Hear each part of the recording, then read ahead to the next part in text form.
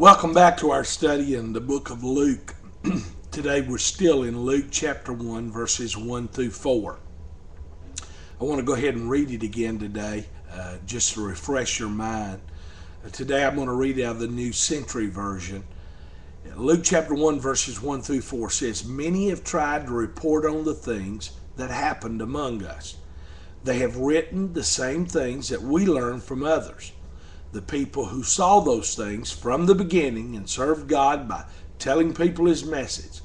Since I myself have studied everything carefully from the beginning, most excellent Theophilus, it seemed good for me to write it out for you. I arranged it in order to help you know that what you have been taught is true." We've been focusing on that phrase. It's translated a couple of ways, but in this version, I've been focusing on those things so that it will help you know that what you have been taught is true. So right here, Luke again is telling us how we can be sure. Now listen to this. It will help you understand what Luke is writing about in Luke 1, 1 through 4. He says you can be certain about your Christian faith, and here's the reason. Because Christianity is Jesus Christ. It's not a set of teachings. It's not a set of doctrines. Christianity is a person. It's Jesus. Understand that without Jesus as a person, the New Testament is not valid.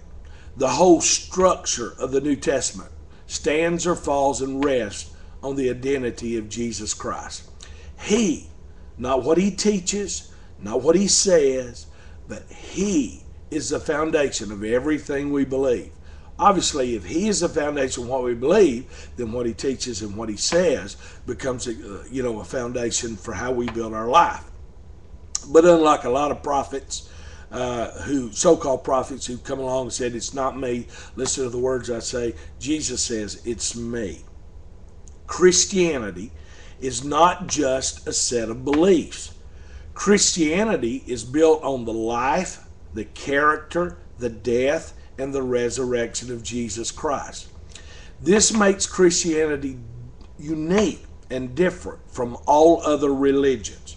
For example, Muhammad claimed to be a communicator of Allah's will. Muhammad would tell you that he was not nearly as important as what Allah said through him. In Buddhism, for example, their authority does not rest on Buddha, but on the teachings of Buddha. Buddha would have said that I'm not essential. Confucius is incidental to the philosophical concepts he taught of what he called wise behavior. But Christianity is different. In Christianity, it's not so much what Jesus taught, but who Jesus is. The identity of Christianity is the identity of Jesus. Understand this. Our faith is not subjective. It is objective. The Christian faith is not a magical formula. Our faith is not an absurd faith. The Christian faith is a faith that is built on a historical person by the name of Jesus Christ who lived in the city of Nazareth. And our belief in Jesus is not just a hope. It is based on evidence that can be evaluated from an intellectual point of view. I know that I would never ask you to believe in anything blindly. Thomas, one of the disciples of Jesus, after the resurrection said, "I want to see the hands and the feet of Jesus who had been crucified." The Gospel of John was written to give us signs that we could believe that what we believe is true. Jesus, after his resurrection, appeared to his disciples to convince them or to give them evidence of his resurrection. So, faith is not a leap into the darkness. Faith is a step into the light. Let me say that again. Faith is not a blind leap out into the darkness. Faith is a calculated step into the light. The evidence of the Christian faith is based on the record of God's act in history. So it's based on the life, the death, the burial, and the resurrection of Jesus Christ. So we're going to look here in Luke 1 and the whole book of Luke at the defense of our faith. There are two things I want you to notice. We're going to take a minute and look at the man who wrote Luke, and then we're going to look at the manner in which the man Luke wrote the book of Luke. And I believe this will help you with your confidence in reading the Gospels. Remember that the Gospels, there's four of them, Matthew, Mark, Luke, and John. They are the story of Jesus Christ. The word gospel means good news, euangelion. And they write to tell us about the life of Jesus Christ. That's what the Gospels are. Unlike the other books of the Bible, these are stories just about Jesus and his person, his life, death, and resurrection. So when you read the Gospel of Luke, you can read something that is historically valid and trustworthy. I want to show you why we can say that. First, look at the guy who wrote the book of Luke. Who is Luke? Let me tell you a few things about him. Luke was a Gentile, which means he was non-Jewish. He was not a Jew that came out of the Jewish faith of the Old Testament. Matter of fact, Luke is the only writer of the New Testament who is not a Jew. So he's like I am, and probably the majority of the crowd who's listening to this video. So you could expect a certain amount of skepticism from him about the Christian faith because he had not been nurtured in the hope that a Jewish Messiah was coming. He had not even been prepared to expect a Messiah. You might expect out of a Jewish person at that time some kind of prejudice about a Messiah coming. If there had been any prejudice with Luke, it would have been maybe against the Jewish people. So it would have been natural for Luke, a Gentile, to be prejudiced toward this new Jewish Messiah. I'll tell you something else about Luke. He was a physician. He was a medical doctor. In the book of Colossians, chapter 4, verse 14, the Apostle Paul calls Luke his beloved physician. He no doubt was the physical doctor for Luke and helped Paul in what we learn in other writings of the Bible. Paul had some physical health problems, and so Luke traveled with him to help him. So as a physician, Luke would be very careful in making his judgments. He would have looked for science. He would have looked for logic. He would have looked for natural explanations. This is not a spiritualist or a mystic. This is a calculated physician looking at facts. I think it's interesting that the whole teaching of the virgin birth, which would be obviously a supernatural or other than natural event, is recorded in the New Testament by a medical professional. Think about that.